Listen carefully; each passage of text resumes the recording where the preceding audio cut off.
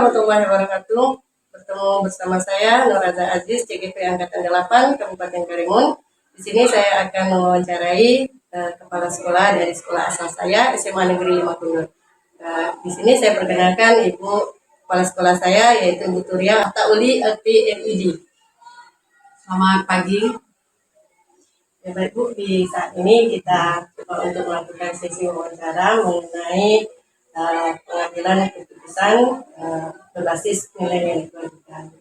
Di sini saya ingin bertanya beberapa hal kepada Ibu terkait dengan hal tersebut.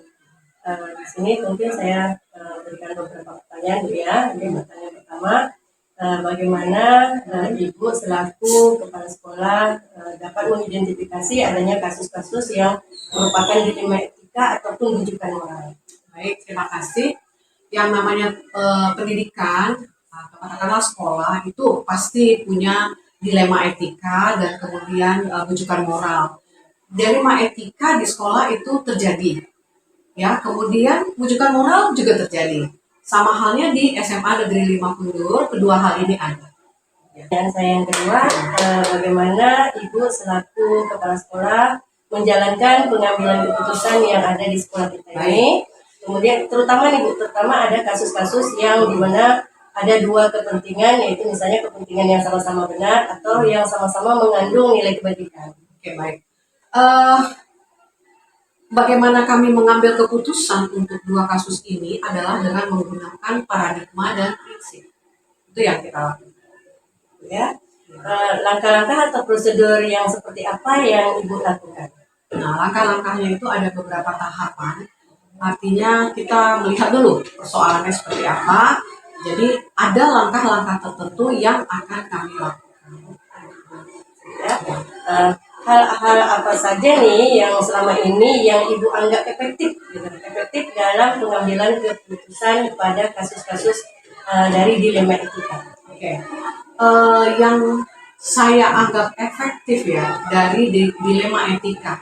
Karena dilema etika ini kan ya si anak punya prestasi, hanya ada beberapa kekurangan, misalnya dia kurang sopan. Ini masih dari segi etika. Jadi yang saya coba adalah menanyakan dulu ke guru-guru yang mengajar beliau dengan mengumpulkan data. Ya, dari data Bu ya, Ya. Bukan pertamanya. Oke.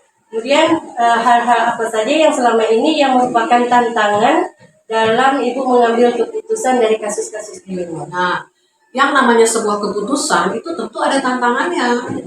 Terutama ini sebenarnya tantangannya dari dalam nih, misalnya dari guru. Nah, ada juga dari orang tua siswa. Itulah yang merupakan tantangan.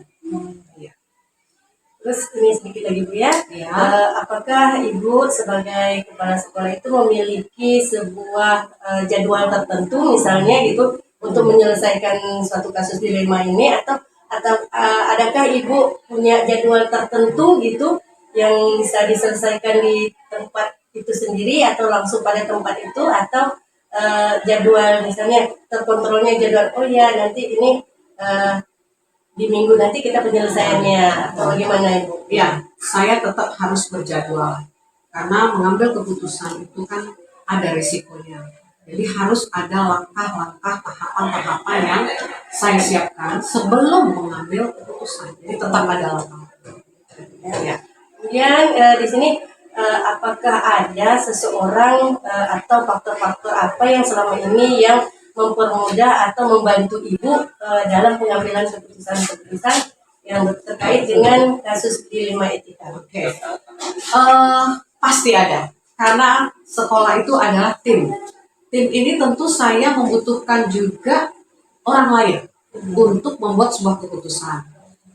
Jadi ada misalnya seperti wali kelas, guru yang mengajar, kemudian juga kurikulum, pembina siswa, dan terutama untuk guru PKN-nya, karena ini mengenai moral.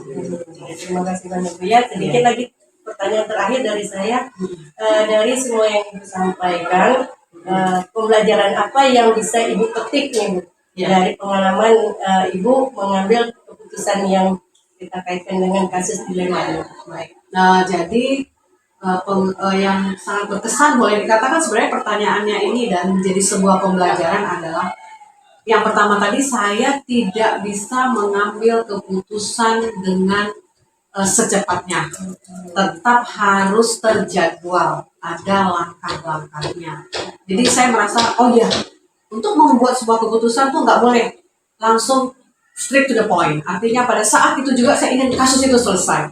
Itu nanti akan bisa membuat efek yang kurang bagus. Itu pengalaman yang saya dapatkan. Jadi tidak terburu-buru. Nah, yang kedua itu benar-benar mempelajari kasusnya seperti apa. Apakah masih memungkinkan atau tidak untuk kita selamatkan. Jadi itulah yang menjadi pertimbangan, itulah yang menjadi sesuatu pengalaman bagi saya. Oh ya, nggak boleh langsung membuat sebuah keputusan. Semua jawaban sudah saya simpan. Iya. Ini akan menjadi bahan masukan juga untuk saya secara pribadi. Mungkin nantinya di saat nanti saya berada di posisi itu, mungkin saya akan melakukan hal yang sama seperti itu.